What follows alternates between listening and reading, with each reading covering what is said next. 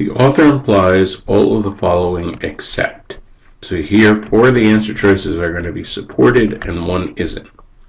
So first of all, let's look at A. Ancient mathematical texts of Mesopotamia do not provide explicit proofs for all their results. Well, what do we know here? We know that unlike all the other Chinese works, that the one we're talking about here, the 9 chapters on the mathematical art, this one does provide proofs. And because of this, we are in a position to know a lot more about the logical construction of mathematics in China, because we have these proofs, than in Mesopotamia.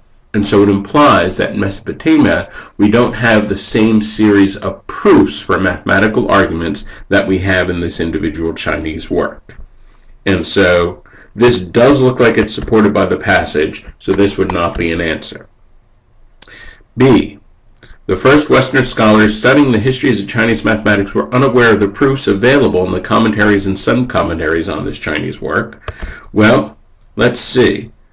We were referring to, so this fact, which was long unrecognized. So long unrecognized means that the first people studying it did not realize that this book, the commentaries and the sub-commentaries, were full of proofs. So that was long unrecognized, so this is perfectly correct. The first Western scholars were unaware of the proofs. So this is implied, and so this can't be an answer. C. Proofs are a method of demonstrating the logical arguments underlying a mathematical result. That sounds pretty reasonable. Is it supported in the passage?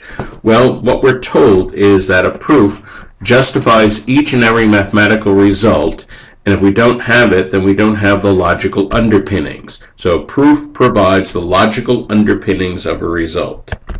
And what do we have here? Proofs are demonstrating the logical arguments underlying a result. That sounds very much like what the text says, so that's not a possible answer here. D. The majority of important Chinese mathematicians between the year 1000 and 1500 would have known of this mathematical work. Well, what do we know?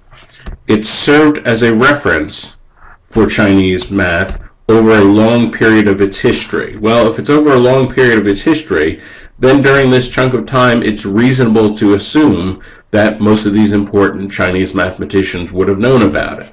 So we'll eliminate that also. So we eliminated 4 answers. We hope E is the right answer. The authors of this work do not make any claim justifying their own authority. Well, this is not really something discussed in the passage. We're talking about justifying mathematical results, but we're not talking about justifying personal authority. And so we have no idea, the passage doesn't treat this at all, whether or not these particular authors justify their own authority. We simply don't know. So because we don't know about this, it's not a clear implication, and therefore this is not implied by the passage. And so E is the best answer here.